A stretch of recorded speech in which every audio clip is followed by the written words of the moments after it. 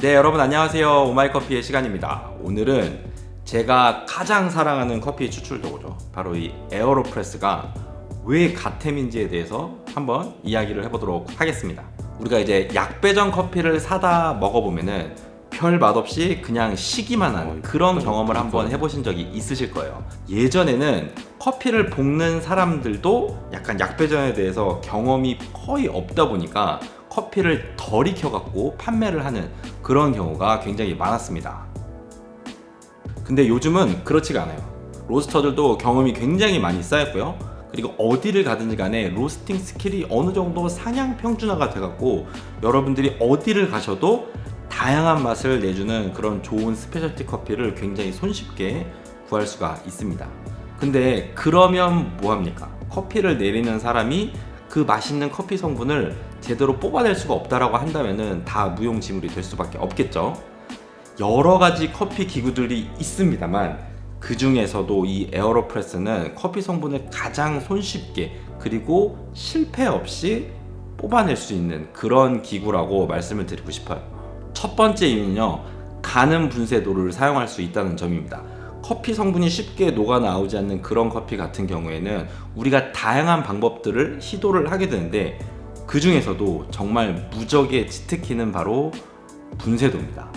우리가 가는 분쇄도 그리고 충분한 물과의 접촉 시간, 요 두 가지만 잘 지킬 수 있다라고 한다면은 사실상 못 녹여낼 커피 성분은 없다라고 생각하시면 됩니다.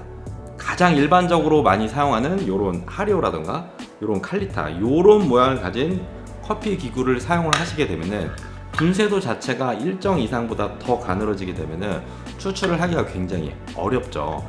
일단은 과추출이 될 위험도 굉장히 크고 잡미도 많이 납니다. 그리고 무엇보다도 기다리는 게 정말 짜증납니다. 에어로프레스는 마지막에 가압식으로 추출을 하기 때문에 추출 시간 자체를 우리가 원하는 대로 컨트롤을 할 수가 있습니다. 만약에 여러분이 에어로프레스를 가지고 있다라고 한다면은 우리가 흔히 브루잉 커피를 만들 때 사용되는 분쇄도, 뭐 설탕 굵기라던가 소금 굵기라던가 이런 거는 그냥 머릿속에서 완전히 잊으세요. 그냥 모든 분쇄도를 다 이용해서도 맛있는 커피를 만들 수 있다. 요거를 머릿속에 먼저 집어 넣는 게 이 에어로프레스를 제대로 사용할 수 있는 첫 번째 단계라고 생각하시면 됩니다. 예를 들어 가지고 에스프레소하고 동일한 분쇄도를 가지고 굉장히 짧은 인퓨징 시간을 줘서 굉장히 맛있는 커피를 만들어낼 수도 있고요. 또는 이런 스푼을 이용해 갖고 와일드하게 교반을 해주면서 사실상 인퓨징을 거의 주지 않고도 충분한 커피 성분을 뽑아낼 수도 있습니다. 그리고 요즘 같은 스페셜티 커피 같은 경우에는 이런 방식이 맞는 경우가 굉장히 많으니까요. 너무 여러분들 한 가지, 두 가지 정도의 분쇄도에 얽매이지 않으셨으면 좋겠습니다. 두 번째는 물 온도에 대한 관용도가 엄청 높습니다. 이 부분이 굉장히 놀라운 점인데요. 나만 놀랍나? 제가 작년에 에어로프레스 챔피언십 챔피언들의 레시피들을 쭉 정리했던 그런 영상이 있는데요. 보시면은 분쇄도도 굉장히 다양하게 사용을 하지만 물의 온도 또한 굉장히 다양합니다. 예를 들어서 70도대의 물부터 90도대, 우리가 흔히 많이 쓰는 온도까지 굉장히 다양한 온도의 물을 사용을 했거든요. 요게 에어로프레스를 잘 사용을 안 할 때는 정말 잘 이해가 안 되는 그런 부분이었어요. 아니 어떻게 커피를 내리는데 70도대의 물을 사용할 생각을 할까? 예를 들어 가지고 이런 프렌치 프레스라든가 아니면은 클레버, 제일 많이 사용하는 이런 침출형 커피 기구를 가지고 커피를 내리는데 여러분들이 70도대의 물을 갖고 커피를 내린다. 이 커피가 맛이 있느냐? 아닙니다. 진짜 맛없습니다. 자, 여기 지금 클레버가 있고 에어로프레스가 있거든요. 똑같이 15g의 커피를 담았고 물은 150ml를 사용할 거예요. 근데 이번에는 물을 78도의 물을 사용해서 한번 브루잉을 해보도록 하겠습니다.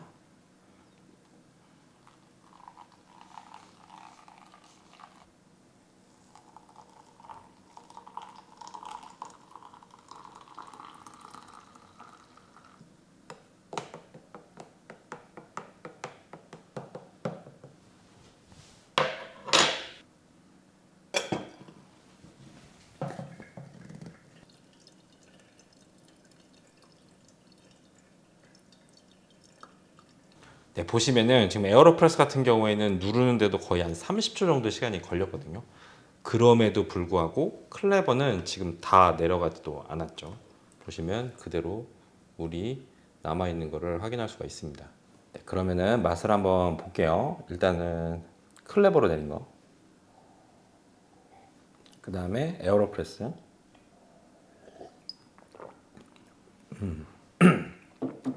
일단은 클레버로 내린 거는 맛이 없습니다. 굉장히 시큼하고요. 뭐랄까, 맛 자체도 굉장히 밍숭맹숭합니다. 뭔가 많이 비어있는 느낌?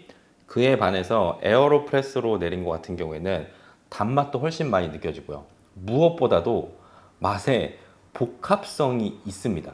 그러다 보니까 약간 시큼했던 맛이 새콤달콤으로, 뭐랄까, 약간 전체적으로 좀 밸런스가 있는, 뭔가 꽉 잡힌 균형 있는 약간 그런 커피가 추출이 되었습니다. 자, 그러면은 에어로프레스가 클레버보다 더 진한 커피를 만들어주냐, 이렇게 생각할 수가 있는데 그렇지는 않습니다. 실제로 측정을 해보면은 두 개의 농도는 거의 대동소이한 정도라고 보시면 될 것 같고요.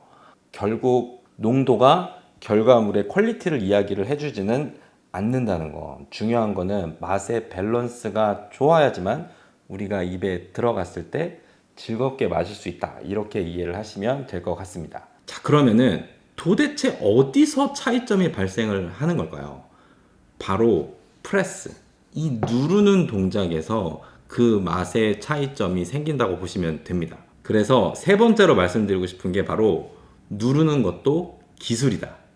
우리가 이 누르는 행위 자체를 우리가 마시는 커피물하고 커피가루하고 분리해내는 과정이라고만 생각을 하시면은 절대로 안 됩니다.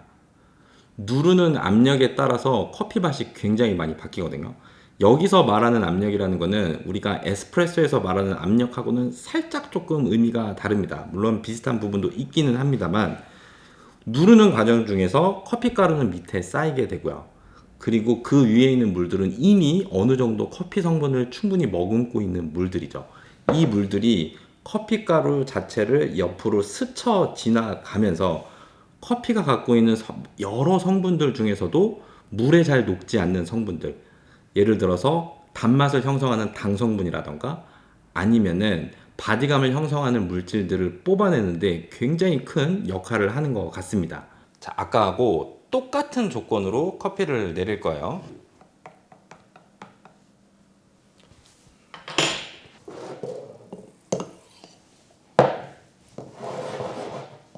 자, 하나는 천천히 누르도록 하겠습니다.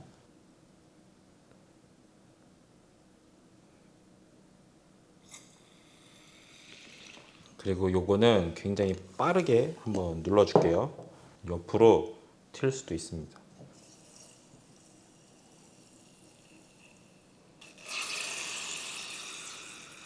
심지어 지금 빠르게 누른 쪽이 이거 천천히 누르느냐고 인퓨징 시간도 이게 조금 더 길었거든요. 맛을 한번 볼게요. 천천히 누른 거.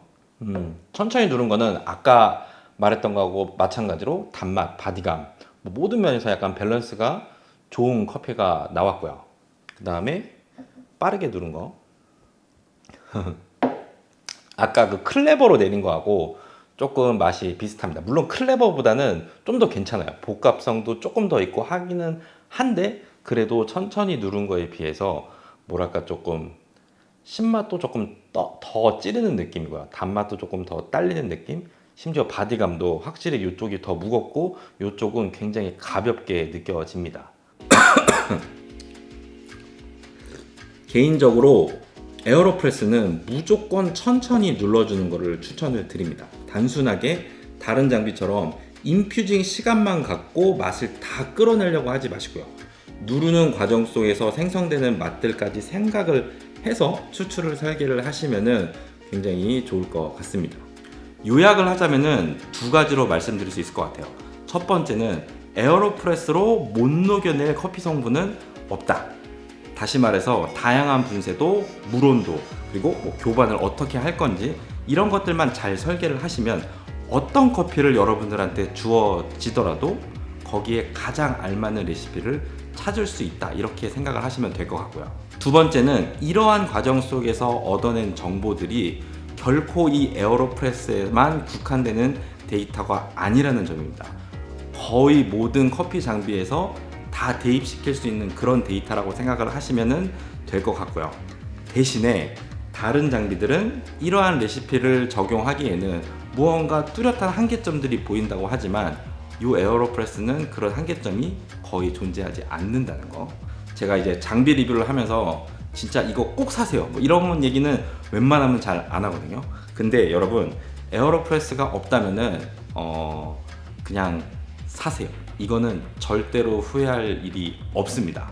그리고 특히 홈카페를 이제 막 시작하려는 분들, 그 중에서도 스페셜티 커피를 갖고 입문을 하시려는 분들한테는 이 에어로프레스 정말 강추합니다. 에어로프레스 회사가 이 영상을 꼭 봐야 되는데 진짜 이렇게 노력을 해주는데 말이야. 기다리겠습니다. 아무튼 오늘은 이 에어로프레스가 왜 가템인지에 대해서 한번 이야기를 해봤고요.